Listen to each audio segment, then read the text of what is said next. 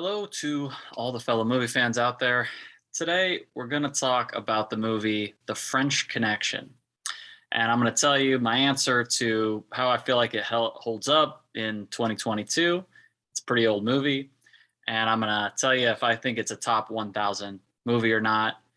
And I'm going to give you my thoughts going into the movie, any biases I might have had, kind of a lightning quick rundown of the plot, and then I'm going to go over what I liked and didn't like about the movie, and I'll go ahead and give you my answer of what I think, my verdict. A couple basics about the movie. It was made in 1971, so pretty old, about 50 years old now.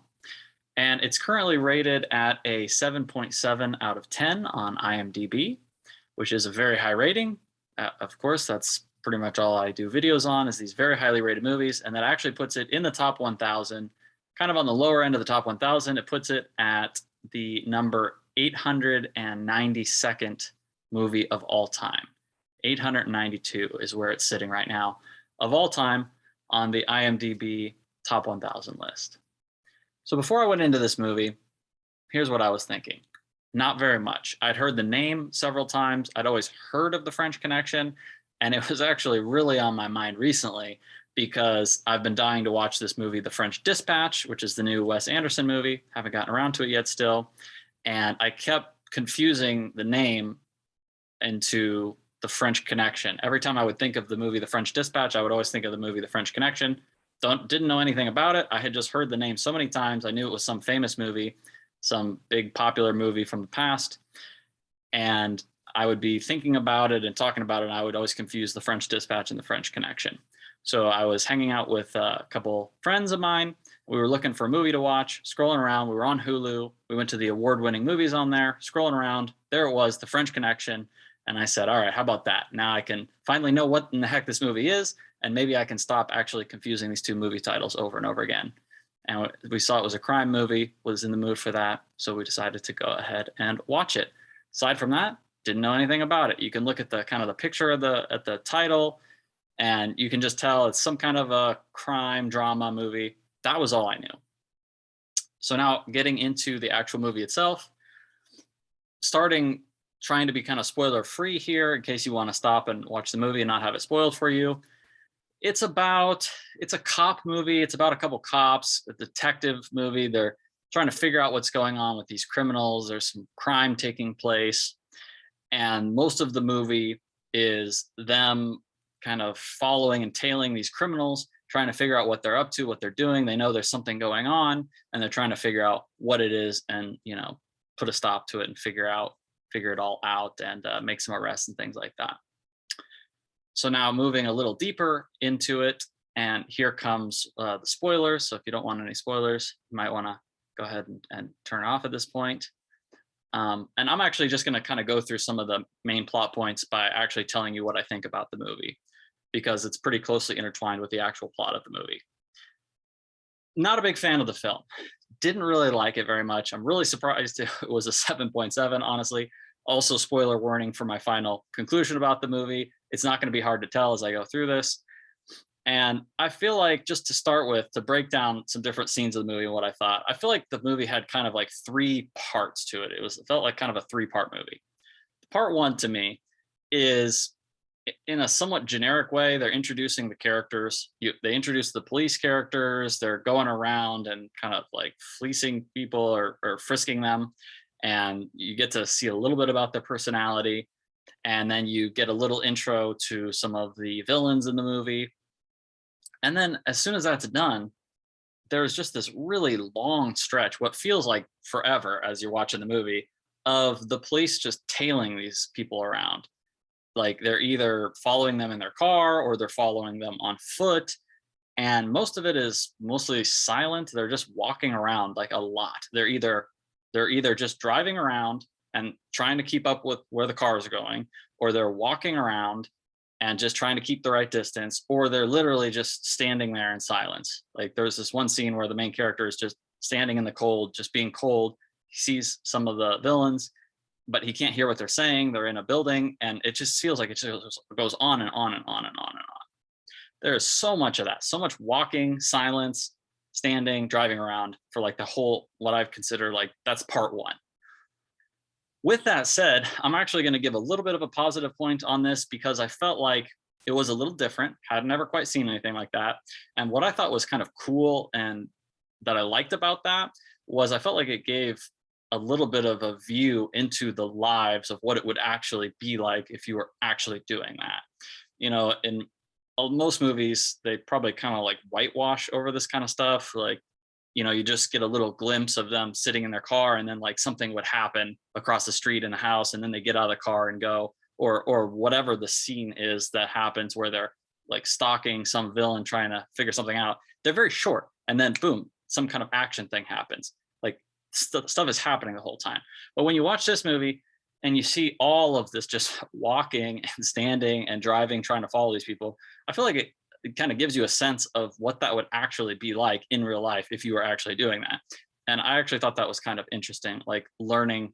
I'm assuming that this is realistic and what it would actually be like, which I assume so, because a lot of times they'd be sitting there listening to some kind of recorded phone call for like a long time, and they'd be just messing around in the meantime while they're listening to the phone call, or they're just in the car overnight, which I would imagine in real life, a lot of times detectives would have to just like sit in their car and wait for something to happen as they're, essentially stalking these people, trying to figure out what they're doing and what they're up to. So that I actually liked about it, but I don't know, when you're watching a movie and it just feels like every scene is just standing, walking, driving around, it leaves a little bit to be desired. I feel like they could have found a better way to do that doesn't feel so boring most of the time. Like still try to get that message across of what it's like, but not have it be just uninteresting, I felt like, for a lot of it. Another positive point in that whole first part of the movie is I actually really liked the like subway scene that happened in that first part, where the main character is tailing the villain, and the villain, the main villain of the movie, he gets in the he knows these people are fairly smart and they can figure out very quickly that they're being tailed, and then they're always trying to figure out how to like shake them and try to throw them off the trail. And he goes into the subway at like the last second when the doors are about to close. The other guy goes in, and then he gets out of the subway right before the doors close, and he can just wait and see, okay, does anybody else get out of the subway? And of course the main character following is like, well, gonna have to get out of the subway, so he does. Then the villain walks over to this place to get a little snack, and of course the other guy walks over, gets a little snack. Then he gets on the next subway, and then the main character gets on the subway too. He gets off again, and then he gets on again right at the last second. And I thought it was a hilarious scene. I thought it was great, really gripping, and genuinely pretty interesting and fun and funny. I really liked that scene a lot. So moving on, then you have what I feel like is part two of the movie. And this is this big, long scene where it's this sort of a chase scene. It's another subway scene where there's this assassin who's killing people, tries to kill the main character, but misses. And then he gets on a subway, and the main character is trying to chase him, but can't quite get there, which also, by the way, as you're watching the movie, this assassin was on a roof. Then the main character, sorry, I forgot his name already, gets up on the top of the building. And then when he gets on the top of the building, the assassin, he sees him running away from the building on the ground floor. And somehow in the next scene, he's like chasing him pretty close to him. And that made no sense to me, how he was able to get all the way back down to the bottom of the building and then be chasing the assassin. Seemed really stupid to me. I feel like it shouldn't have been done that way. Made no sense, unless I totally missed something there as to how he could teleport all the way down to the bottom of the building and be sprinting after this guy not very far away. Anyway, he chases him. They get to the subway, and the main character wasn't able to get there fast enough, so he has to kind of hijack somebody's car and take it over. And then he's chasing the subway under the subway in his car for what feels like, again, a scene that goes on for on and on and on and on and on. And one of the things that I'm going to bring up multiple times is I feel like there's so many scenes in this movie that just don't make sense. Already, how he got to the bottom of the building and was chasing this guy so closely, that didn't make any sense to me. And then whenever he got to the subway and the door closes just in time so he can't get on the subway with the assassin, the conductor or whoever the guy is, maybe he's like a security officer on the subway, he says, stop the subway, that man's wanted, don't let the subway doors close. And the subway doors close anyway. The guy doesn't do anything. But then as soon as that's done, then the guy decides he's gonna pursue the assassin and try to like arrest him or whatever it was that he was going to do with the assassin. And then it's like, why did he not? He acknowledged him. Why did he not stop the subway or do more in that situation? Didn't make any sense. Of course, watching this with some friends, they agreed. Didn't make any sense. We were trying to figure it out. Nobody could figure out why that played out that way. Maybe there was some kind of a racial thing involved. That was why. That was the best that we could come up with. And also, I will just point out, not going to really talk about this at length at all, but I will just point out, I don't know that this movie is going to age that well because the way the race relations in it were not good, and the things that were said in the movie not great. I don't know why that was. I don't know if it was they were trying to make it like a period piece, and that would have been how it was played out at that time. But I have a feeling this movie is really not going to age well from some of the scenes and some of the things that happen and are said in it, without going too much into depth on that piece of it. So then you got this big subway chase scene, and it was the whole scene. It takes a long time. It's a big part of the movie. It was okay, I guess. Like it had my heart pumping kind of when the guy was driving around and he was constantly having to swerve and avoid cars and avoid hitting people all the time and crashing his car up against stuff all the time. It was okay, I guess. Maybe at the time it would have been also like, wow, that was the craziest scene I've ever seen. Obviously today, no way. But it went on for a really long time. I mean, it was just constantly him just swerving, dodging, hitting stuff for a long time, drawn out, kind of like part one of the movie. It felt very drawn out, going on forever. But then the assassin in the subway car was kind of interesting. I kind of liked that part of it where he's trying to get to the guy in the front of the car who's whatever that would be called, the conductor, whatever it is for a subway. And then people, of course, he shoots the guy who tries to take him in or arrest him or whatever he was trying to do, that had seen the main character. And then people kind of gang up on him. He's shooting people, which also, when people get shot in this movie, the blood is so unrealistic looking. Like almost everything about them shooting people looks completely fake. The blood, it's like shiny. It looks like plastic. As was pointed out, my friend said it looks like they're just like completely covered in plastic when they get shot. Agree completely. It's like shiny, weird looking. Just another thing where it didn't age very well. Final part of part number 2 that I'm going to comment on, when the main character finally catches up to the assassin, shoots him, and then the guy falls down the stairs. That was maybe my favorite scene of the whole movie, was when the assassin falls down the stairs, because it was like this crazy stunt where the guy does all these backflips down the stairs and lands at the bottom. And as soon as I saw it, I just thought in my mind, wow, that was like an incredible, however that was that guy did all these like backflips and rolling backwards down that set of stairs. And as soon as the scene was over, my buddy said, wow, that was like an incredible stunt. Like, kudos to the stunt man. And it was so funny because I was thinking the exact same thing in my head whenever that scene played out. Probably the coolest part of the movie, which does not say much for this movie, as again, you can probably tell. Finally, you've got part 3 of the movie, as I'm calling it, part 1, part 2, part 3, where everything just sort of comes to a conclusion. There's a scene where there's this car that the cop knows has to have drugs in it, and they break it down. And man, like, what the heck was that scene? Like, what was that? When they have the car broken down, they take it to some car guy who breaks the car down, and it's just this long drawn out scene again where he's just stripping every little tiny piece and everything off of the car. And then finally, after you watch all of the car get broken down, every little piece, and he says, there has to be drugs in this car. There has to be drugs in this car. There has to be drugs in the car. Finally, the guy says, I've done everything I possibly can, or something like that. And there's no drugs. There are no drugs in this car. There's nothing more that can be done. And then they have this part where they figure out, oh, based on the weight of the car and based on how much it weighed when it came into America, there's like an extra 100 pounds on this car, has to have drugs on it.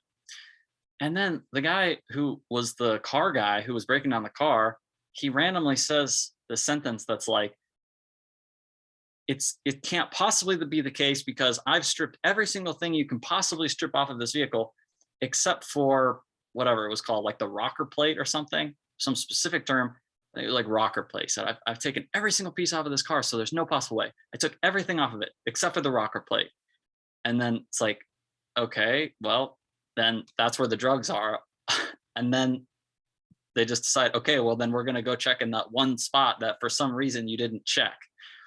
Makes absolutely no sense to me at all. I mean, how can you even have a scene as bad as that in this movie? It blows my mind.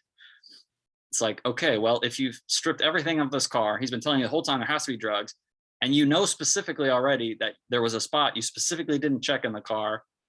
Why did you not check that spot? And then, of course, lo and behold, shocking, that's where the drugs are. Was the one spot that he didn't check, that he knew that he didn't check, that he said he specifically didn't check. And there's no way there's drugs because he checked everything except for that one spot that he knew he didn't check.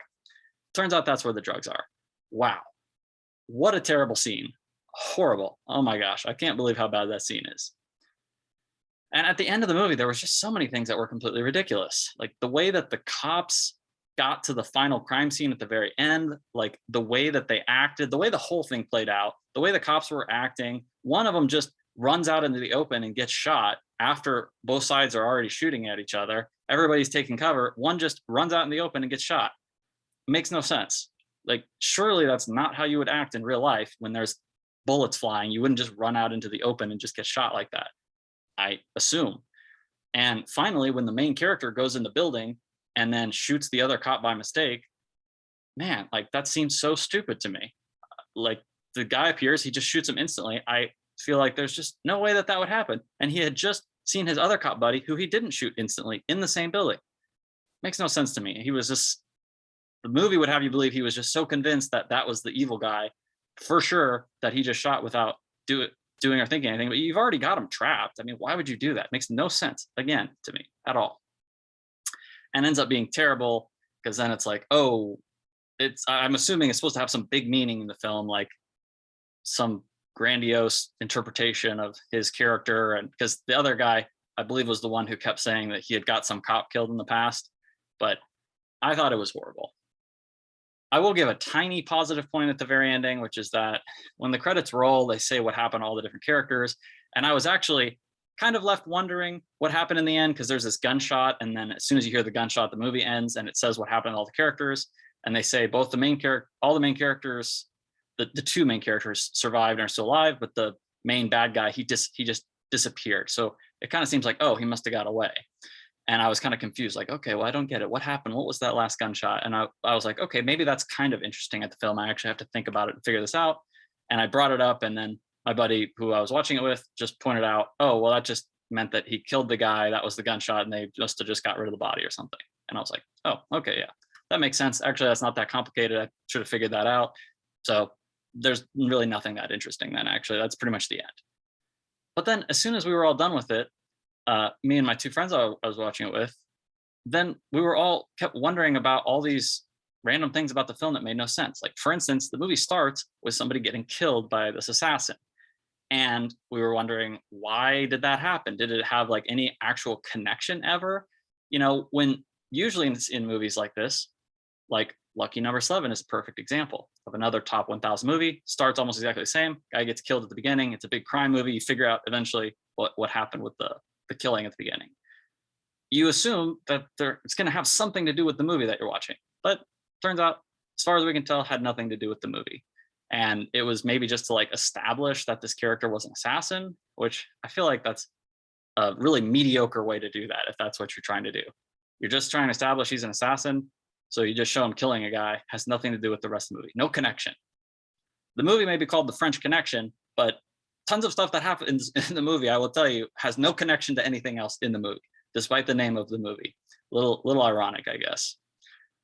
Another one we were wondering was if there was ever any explanation of what had happened with the main character in his past, because it's always talked about how he got a good cop killed.